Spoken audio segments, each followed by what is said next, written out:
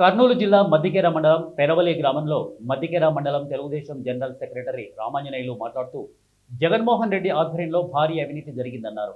అందుకే మాజీ ముఖ్యమంత్రి జగన్తో పాటు మంత్రులంతా అవినీతిలో కూరుకుపోయారని అన్నారు. వైఎస్ఆర్సీపీ పార్టీ అధికారంలో ఉన్నప్పుడు చీప్ లిక్కర్ తాగిన వాళ్ళంతా అనారోగ్యానికి గురయ్యారు.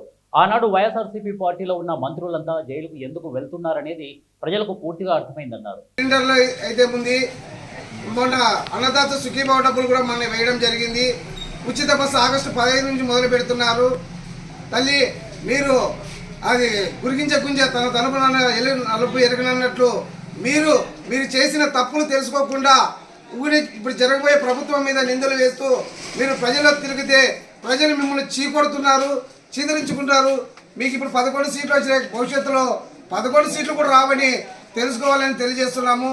మీరు గత 5 ఏళ్ళలో పెరవల గ్రామంలో ఎక్కడైనా కానీ ఒక సిమెంట్ రోడ్ వేసారా? ఎక్కడైనా కానీ చెప్పండి. వచ్చి కూటమి ప్రభుత్వం వచ్చిన సంవత్సరం లోపలే ₹1 కోటి సిమెంట్ రోడ్లు వేసాము ఈ గ్రామంలో. ఎక్కడ చూసినా పింఛన్లు, భర్త చనిపోయిన వెంటనే భర్తకు పింఛన్ వస్తే భర్త చనిపోయిన వెంటనే సాఫ్ట్ హౌస్ పింఛన్ల కింద చంద్రబాబు నాయుడు గారు పింఛన్ ఇస్తున్నారు. మీరు గతంలో 5 ఏళ్ళలో ఎన్ని పింఛన్లు తీసేశారు పెరవల గ్రామంలో? వృద్ధా పింఛన్లు అయితే ఉంది, వికలాంగుల పింఛన్లు అయితే ఉంది, వితంతుల పింఛన్లు అయితే ఉంది, ఎన్ని తీసేశారు? ఇప్పటికి రండి, వాళ్ళకి పింఛన్ రాక ఎలా బాధపడుతున్నారో మీకు తెలుస్తుంది. మీరు ఒక అబ్బాయిని చూపించారు, ఆ అబ్బాయి గౌస్ గుడ్డు పిల్లవాడని. ఆ అబ్బాయికి పింఛన్ తీసేయలేదమ్మా, పోలేదు.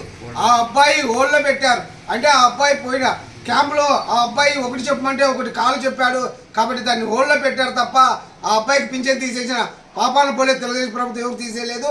ఎవరైతే ఫేక్ సర్టిఫికేట్లు తీసుకున్నారు గారు పెళ్ళ గ్రామంలో ఇంటింటా ప్రచారం చేస్తూ బాబు గ్యారంటీ మోసం గ్యారంటీ అనే కార్యక్రమం తీసుకొని వచ్చింది.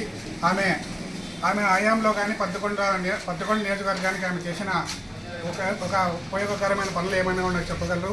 అలాగే అసత్యపు ఆరోపణలను మాని కూటమి ప్రభుత్వం ఏర్పాటు చేసినటువంటి అనేక సంక్షేమ పథకాలు ప్రజలకు అందుతున్నాయో లేదో ఒకసారి ఆమె తెలుసుకోవాలని ఈ సందర్భంగా తెలియజేస్తూ, అలాగే కూటమి ప్రభుత్వం తరఫున నారా చంద్రబాబు నాయుడు గారి సారథ్యంలో 11 ఎమ్మెల్యే అయినటువంటి కేఈ శ్యామ్ కుమార్ గారి సహకారంతో మా గ్రామంలో ఎన్నో అభివృద్ధి కార్యక్రమాలు కొనసాగుతున్నాయి. తల్లికి వందనం అయితేనేమి, తర్వాత అన్నదాత సుఖీభావ పథకం కింద ప్రతి అర్హులైన ప్రతి రైతుకి ₹7,000, ₹2,000 మోడీ, ₹5,000 రాష్ట్ర ప్రభుత్వం తరఫున ప్రతి రైతుకి వాళ్ళ బ్యాంక్ ఖాతాలో జమ చేయడం జరిగినది. అలాగే పింఛన్లు కూడా విడతల వారీగా గత ప్రభుత్వం అందిస్తే ఒకటేసారి నారా చంద్రబాబు నాయుడు గారు ఒకటేసారి ₹1,000 పెంచి ప్రతి ఒక్కరికి సంక్షేమ పథకాలు అందజేస్తూ ఈ రాష్ట్రాన్ని ముందుకు తీసుకెళ్తున్నాడని చెప్పి ఈ సభాముఖంగా తెలియజేస్తూ